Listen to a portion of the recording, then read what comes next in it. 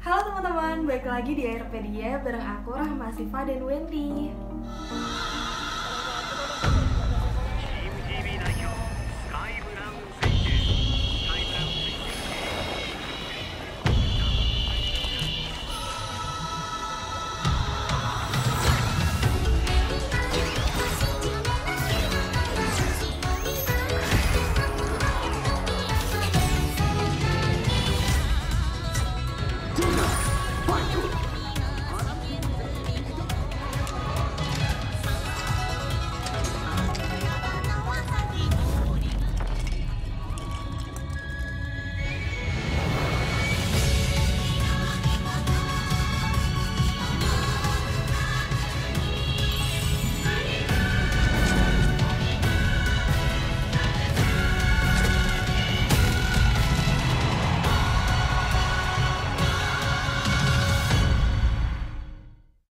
Pesta Olimpiade Tokyo 2020 baru saja resmi ditutup 8 Agustus lalu.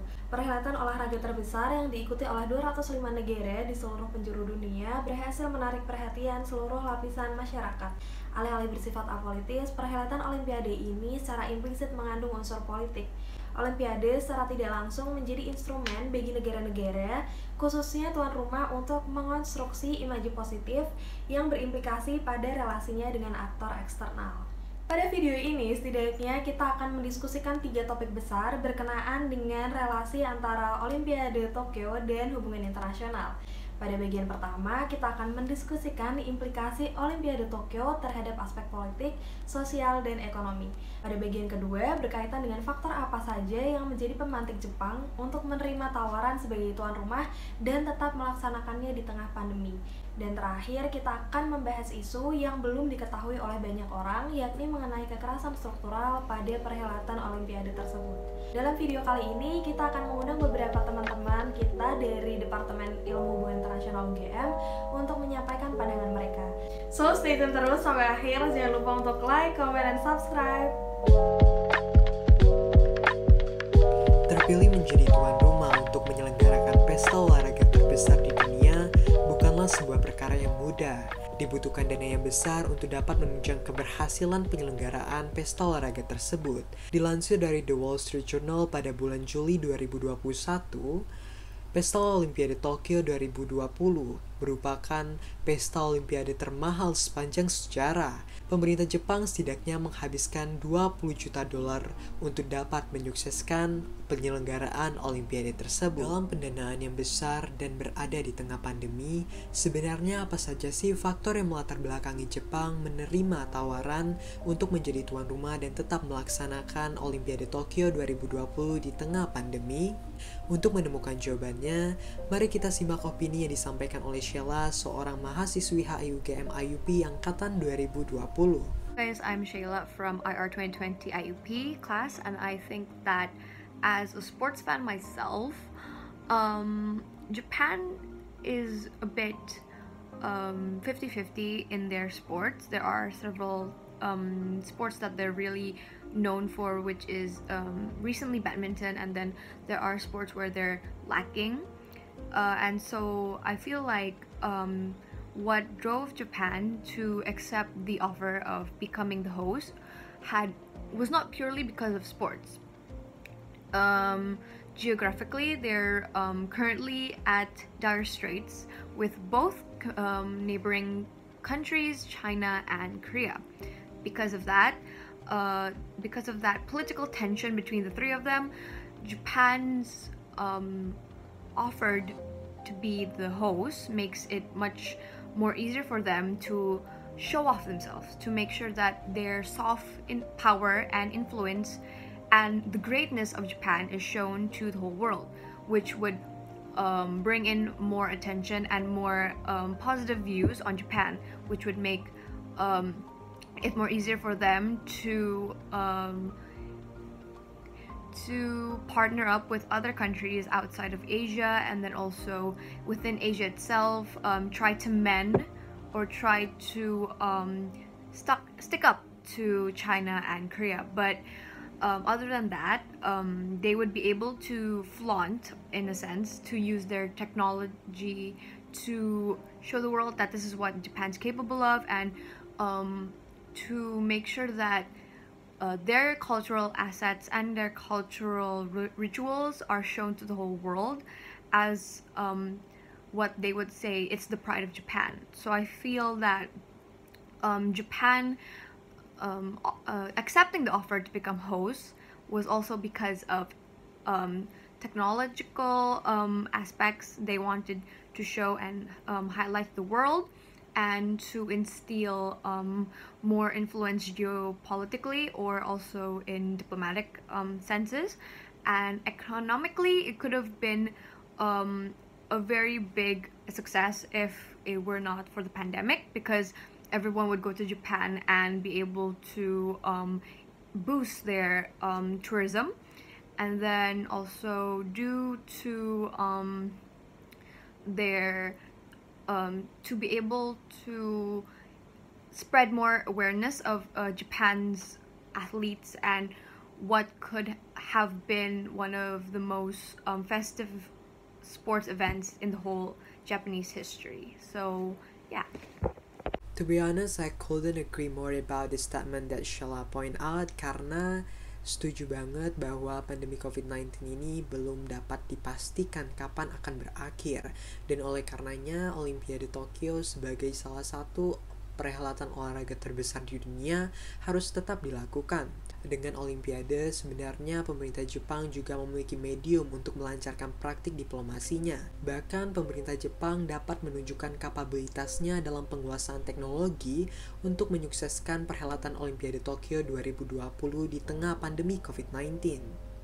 Selain itu teman-teman, Professor of Law at University of Melbourne, Professor Jack Anderson, dalam wawancaranya bersama BBC News juga menyatakan bahwa perhelatan Olimpiade Tokyo 2020 merupakan simbol kebangkitan ekonomi Jepang pasca mengalami stagnasi ekonomi akibat pandemi COVID-19.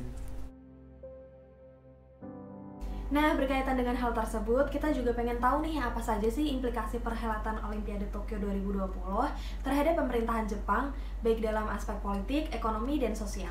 Sekarang kita simak opini Anesya dari HI Reguler UGM 2020 ya teman-teman. Ngomongin Olimpiade Tokyo tahun 2021 ini memang kayaknya banyak hal yang cukup menarik dan kontroversial nih teman-teman. Salah satunya fakta bahwa pemerintah Jepang tetap memutuskan untuk menyelenggarakan Olimpiade ini di tengah situasi pandemi, di mana kita juga tahu bahwa mereka, pemerintah Jepang, they're still struggling with this kind of pandemic situation, yet they still want to make this huge event. Tentunya hal itu akan diikuti dengan regulasi-regulasi, terutama dalam konteks protokol kesehatan yang sangat ketat ya teman-teman, dimana kita semua tahu di Olimpiade Tokyo tahun ini pemerintah Jepang tidak mengizinkan penonton untuk menyaksikan Olimpiade ini secara langsung. Dan hal itu memberikan dampak terhadap sektor ekonomi di Jepang. Kenapa? Karena kita tahu bahwa salah satu income yang bisa didapatkan oleh pemerintah Jepang adalah dari penjualan tiket. Selain itu, penjualan-penjualan lain seperti dari sektor pariwisata dan juga food and beverage, di mana target konsumennya sebagian besar adalah dari penonton Olimpiade itu sendiri. Dari sini kita bisa melihat bahwa ternyata pemerintah Jepang cukup berani ya untuk menyelenggarakan ini, meskipun mereka tahu bahwa harus menerima kerugian dari sisi ekonomi. Tapi kalau menurut pengamatanku dan beberapa artikel yang aku baca nih teman-teman, memang ini keputusan yang bisa dibilang yang terbaik dari yang tidak terlalu menguntungkan, karena jika pemerintah Jepang memutuskan untuk meniadakan ataupun membatalkan, kerugian yang akan mereka dapatkan justru akan lebih besar daripada tetap menyelenggarakan tetapi tanpa penonton nih.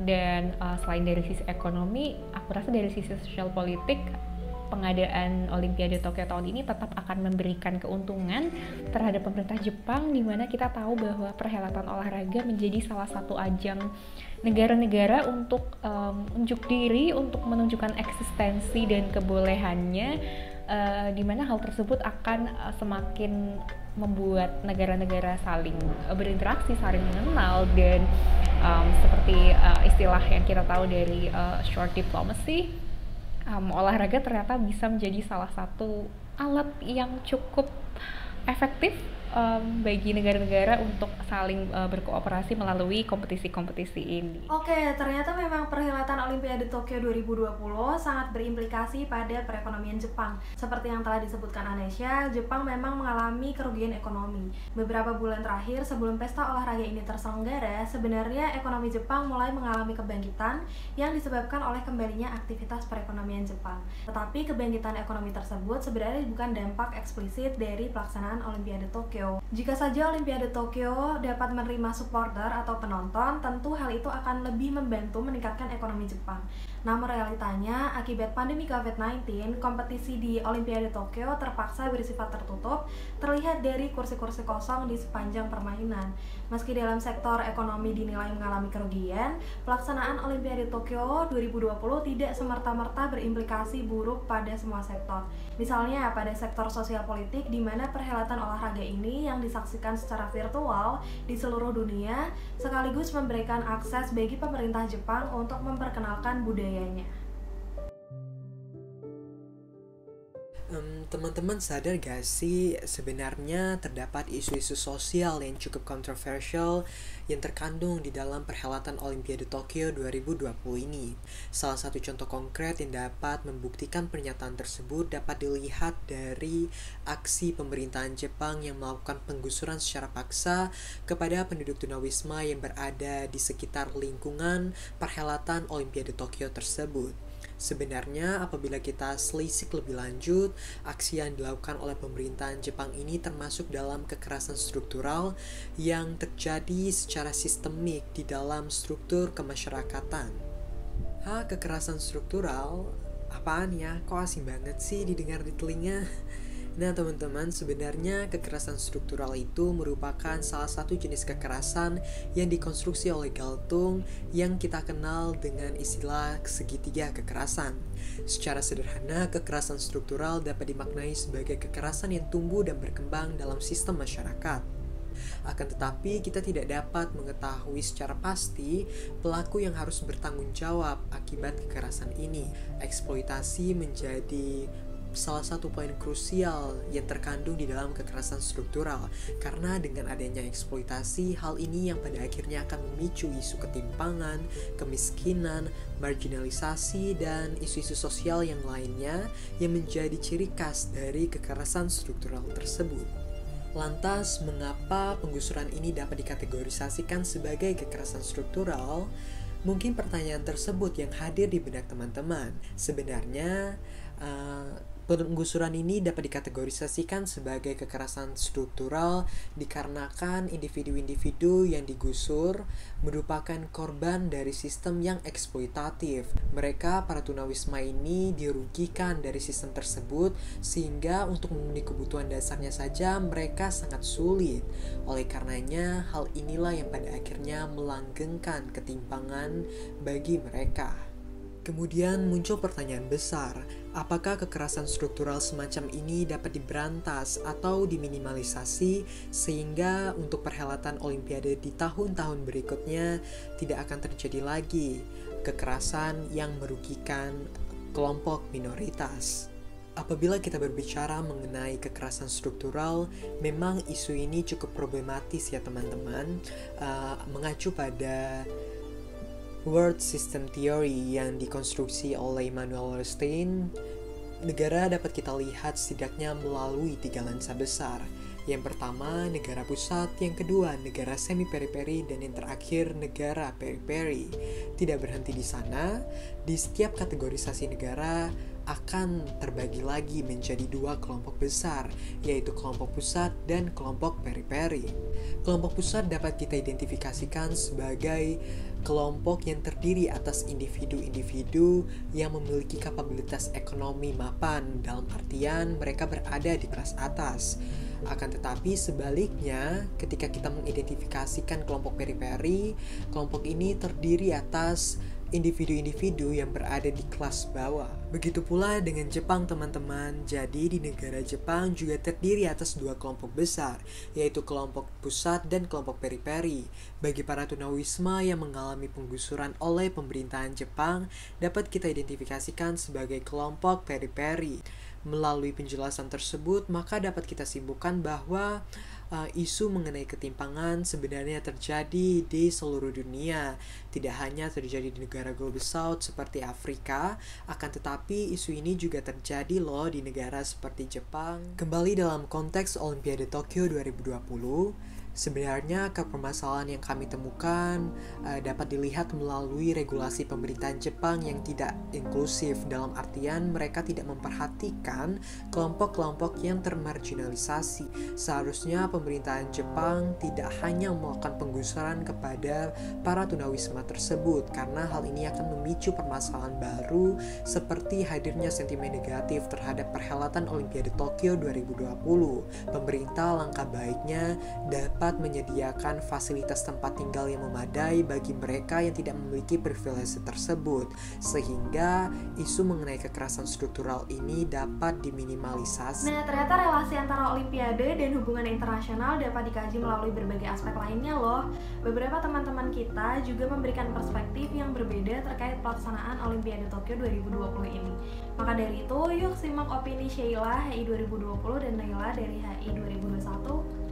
Sheila from IUP IR 2020, and as a sports fan myself, it was very interesting to see a lot of IR related themes in the Tokyo 2021 Olympics, because the Olympics is a place to showcase your strength in sports as a state, and I feel that the overall medal tally reflected how competitive and how tense the competition is between the states in the world, because US topped the overall medal tally by a difference of 1 gold medal over PRC. So it was very interesting to see how that came about, thanks to the last medal from US coming from volleyball, the women's team volleyball.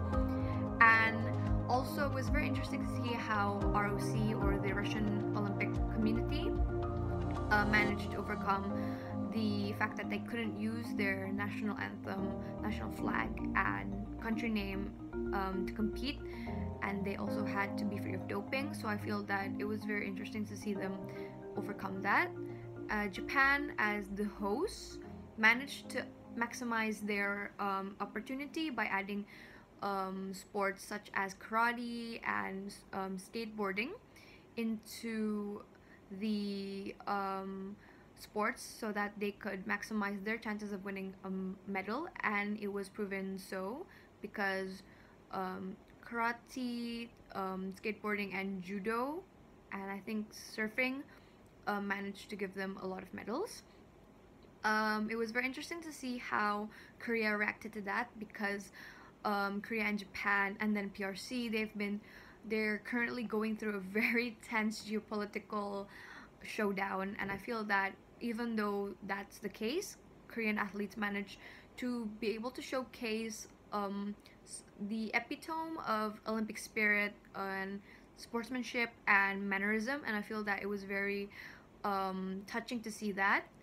And it was very, very touching to see that Indonesia, our nation, was able to steal the attention of the world when we managed to get our gold medal in women's doubles badminton, because it made the name of Indonesia more known to the world, and it made others figure out about our tradition in that sport.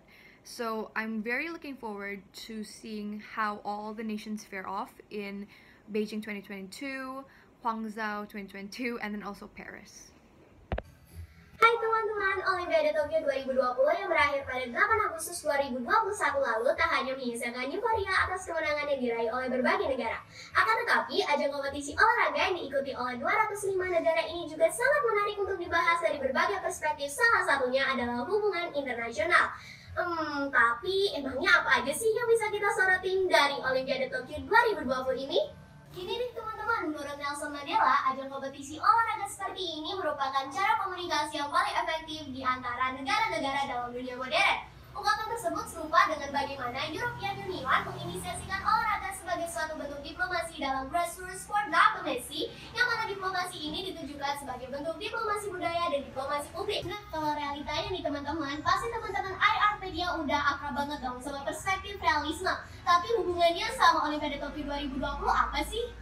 Jadi, negara-negara peserta pasti berangkat dengan semangat kompetitif. Tapi bukan kompetitif untuk mencari medali saja, melainkan juga kompetitif untuk menunjukkan citra terbaiknya di mata dunia. Sebagai contohnya nih, sang tuan rumah alias Jepang berusaha untuk menjadikan penyelenggaraan Olimpiade Tokyo 2020 sebagai ajang soft power untuk mendongkrak perekonomian dan pembangunan nasional dengan cara menunjukkan bahwa Jepang adalah negara yang aman dan menguntungkan untuk berinvestasi dan melakukan konsolidasi politik. Bukan hanya Jepang yang berusaha menunjukkan citra terbaiknya di mata dunia, akan tetapi semarak perebutan hegemoni antara China dan Amerika Serikat juga tercium keberadaannya di dalam Olimpiade Tokyo 2020. Kedua negara ini terus berebut di puncak klasemen sejak awal hingga akhir Olimpiade Tokyo 2020 berlangsung. Bagaimanapun juga, hingga akhir Olimpiade Tokyo 2020 berlangsung, Amerika Serikat tetap menduduki puncak klasemen. Namun, hasil tersebut tak membuat netizen China serta-merta mengamininya. Akan tetapi, bisa ditemukan terdapat sebuah unggahan dari netizen China yang menyebutkan bahwa China sebenarnya lebih berhak untuk menduduki puncak klasemen dengan menjumlahkan hasil perolehan medalinya dengan milik Macau, Taiwan, dan Hong Kong. Kompetitif banget kan teman-teman? Olimpiade Tokyo 2020 tak hanya bisa dilihat menggunakan kacamata realisme saja, melainkan juga bisa dilihat menggunakan kacamata konstruktivisme, dibuktikan dengan banyaknya isu-isu rasial yang terjadi di tengah penyelenggaraan Olimpiade Tokyo 2020. Lantas, bagaimana komentar dari Komite Olimpiade Internasional terkait hal ini? Pihak komite tidak pernah membenarkan adanya ungkapan-ungkapan rasis di tengah penyelenggaraan Olimpiade Tokyo 2020. Bahkan, pihak komite justru meningkatkan semangat inklusivitas dengan menggunakan dua kebijakan baru. Apa sih kebijakannya? Kebijakan yang pertama yaitu pihak komite mendorong negara-negara untuk ikut berpartisipasi dalam menyukseskan dan mewujudkan kesetaraan gender dan kesetaraan rasial dengan mengundang dua pembawa bendera yang memiliki gender dan ras yang berbeda antara satu sama lainnya. Lalu kebijakan yang kedua, pihak komite justru melakukan tindakan normatif dibuktikan dengan keberadaan dari tim tambahan yakni Refugee Olympics Team yang terdiri dari atlet-atlet yang mengungsi yang berasal dari 11 negara. Nah, teman-teman, banyak banget yang bisa kita soroti dari Olimpiade Tokyo 2020 dengan menggunakan kacamata hubungan internasional. Kayaknya itu dulu sih dari aku. Aku Naila Rafifa Nasir dari Ilmu Hubungan Internasional Angkatan 2021. Sampai jumpa semuanya. Nah teman-teman, berdasarkan opini dan penjelasan dari kedua teman hai kita dapat melihat bahwa perhelatan pesta olahraga terbesar di dunia, yakni Olimpiade, tidak semata-mata dimaknai sebagai ajang perlombaan olahraga untuk memperoleh medali dan menjadi juara umum. Lebih dari itu, ternyata Olimpiade juga digunakan oleh negara sebagai medium diplomasi yang implikasinya berakhir pada pemenuhan kepentingan domestik. Selain itu, kita dapat melihat bahwa rivalitas yang terjadi antara AS dan Cina tidak sekadar berkaitan dengan isu geopolitik saja, tetapi persaingan tersebut juga terlihat dalam perebutan medali. Isu yang menarik lainnya yang sudah disampaikan oleh Naila bahwa isu rasisme, khususnya anti-feminisme di Olimpiade ini juga sempat menjadi perbincangan masyarakat internasional. Kalau dari teman-teman IRpedia, apa aja nih isu yang menarik yang kalian temuin dalam penyelenggaraan Olimpiade Tokyo 2020 ini? Tolong ditulis di kolom komentar ya. Selain itu, kalau teman-teman ada saran untuk topik menarik yang harus kita bahas di episode selanjutnya, jangan sungkan untuk ditulisin juga di kolom komentar. Terima kasih, see you in the next video.